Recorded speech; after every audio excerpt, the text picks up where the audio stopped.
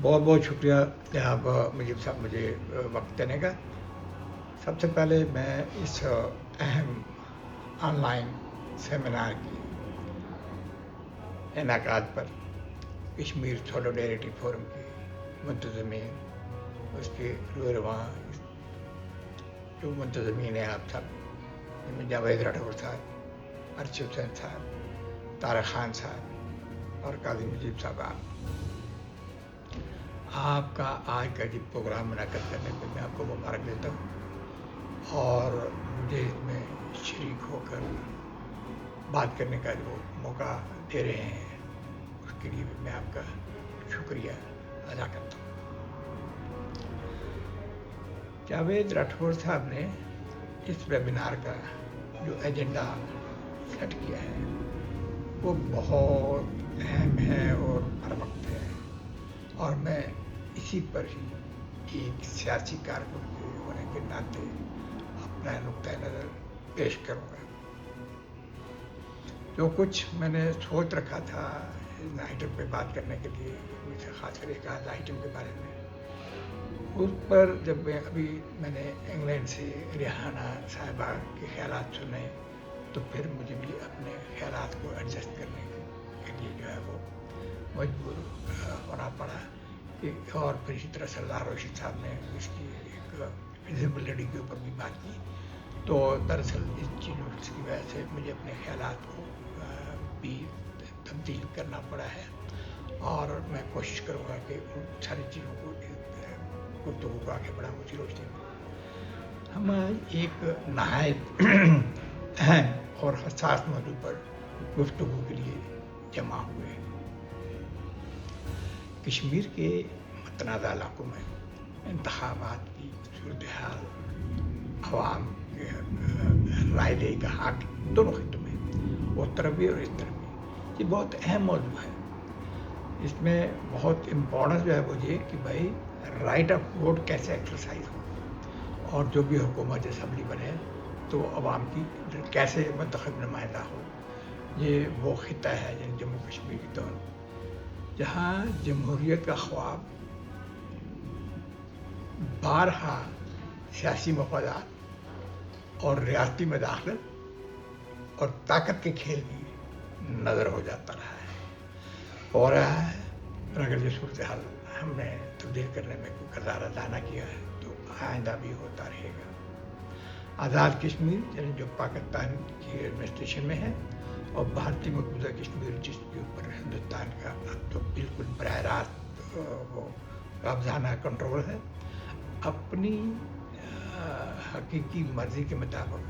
फैसला करने की आज़ादी आज भी एक ख्वाब बना हुआ है हमारे लिए कश्मीर के दौर। इन दोनों खितों में दोनों खिते बज़ाहिर जमहूरी उसूलों पर अमल पैरा होने का दावा करते हैं, मगर हकीकत में ये दावे एक दिखावे से ज़्यादा नहीं है। जो कश्मीरी जम्मू कश्मीर के दोनों जानब अपने लिए, अपनी कौम के लिए एक आज़ाद और खुदमुख्तार रियासत का ख्वाब देखते हैं, जिसके हामी हैं, उन्हें अपने नज़रिए के मुताबिक रियासत के दोनों हिस्सों में वोट डालने का हक हासिल ही नहीं है। इस हक से, बुनियादी हक से महरूमी सिर्फ नाराज़गी को ही जन्म नहीं देती है, और लाखों लोगों की आवाज़ दबाई जाती है जिनका ख्वाब एक आज़ाद जमहूरी ममलकत जम्मू कश्मीर है, और ये बुनियादी तौर पर इंसान हकूक़ की सरीहन खिलाफ वर्जी है। हक के राय दही, आज़ादाना हक के राय दही इंसान का قومی طور پہ جو یونائٹڈ نیشن کا چارٹر ہے اس میں تسلیم شدہ ایک حق ہے۔ اسی تناظر میں آزاد کشمیر اسمبلی میں جموں کشمیر سے آئے مہاجرین کے لیے مخصوص نشستوں کا کوٹا جو کہ 12 ارکان پر مشتمل ہے ایک اہم پہلو بن جاتا ہے۔ کوٹا سسٹم بظاہر ان مہاجرین کی نمائندگی کے لیے ہے جو 1947 اور 1965 کی جنگوں کے دوران بے گھر ہوئے تھے، مگر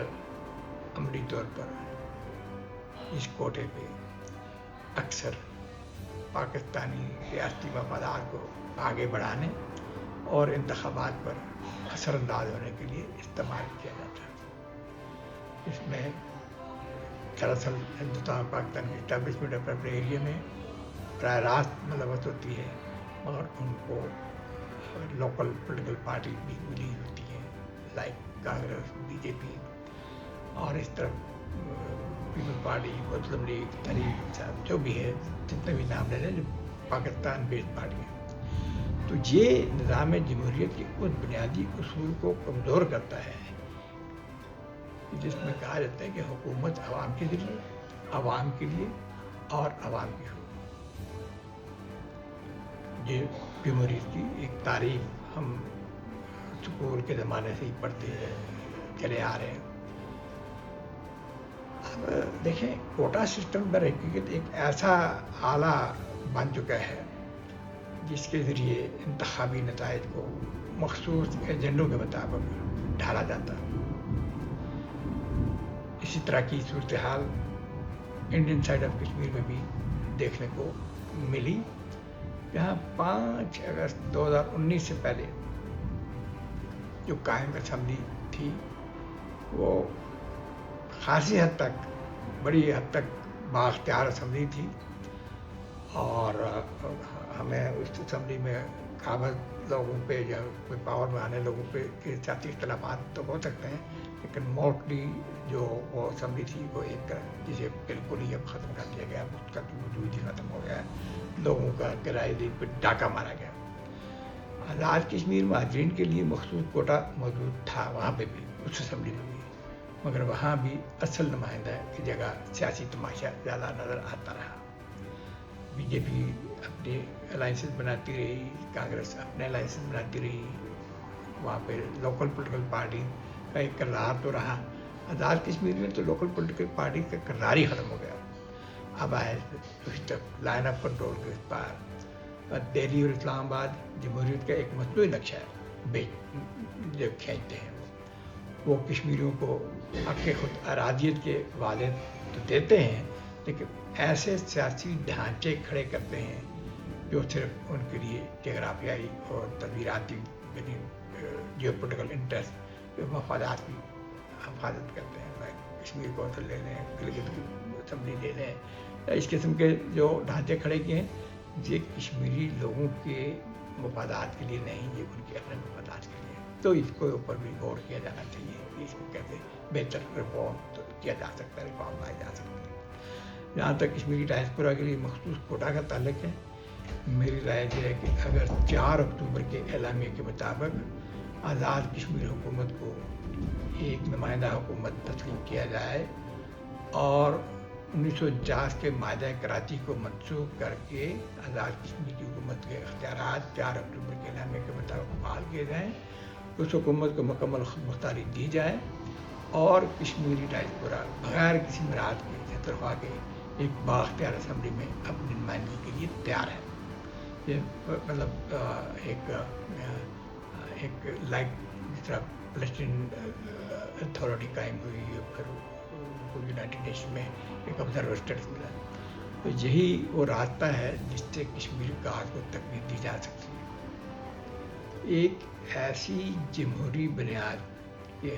ساتھ جس میں عوام کی مرضی، وقار اور آزادی کا احترام کیا جائے۔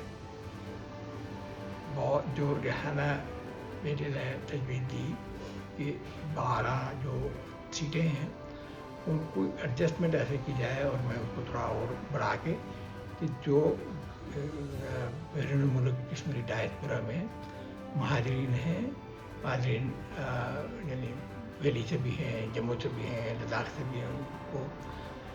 جو وہ 12 سیٹیں ان کے لیے بھاری مختص کر دی جائیں۔ اگرچہ آزاد کشمیر کی حکومت کو بااختیار بناتے ہیں، تو میں یہ یقین سے کہہ سکتا ہوں کہ یہ ایک کوئی پریکٹیکل صورت بن جائے گی۔ بہرحال پھر بھی جو اس کے راستے میں حائل دشواریاں ہیں، یہ ضرور یقیناً آپ لوگوں کو مل کے سوچنا چاہیے اور آگے بڑھنے کے راستے تلاش کرنے چاہیے۔ جو خرابیاں ہیں نظام کی، جس کی وجہ سے لوگ آزاد کشمیر کے لوگوں کے حقوق متاثر ہو رہے ہیں اور تحریک آزادی متاثر ہو رہی ہے، کشمیریوں کی یکجہتی متاثر ہو رہی ہے، ریاست جموں کشمیر کی جو وحدانیت جو ہے وہ ختم ہو رہی ہے، تو اس کو پانے کے لیے جو بھی تجاویز ہیں، میں سمجھتا ہوں کہ کشمیری ڈائسپورا اس میں ایک اہم کردار ادا کر سکتا ہے۔ Thank you so much.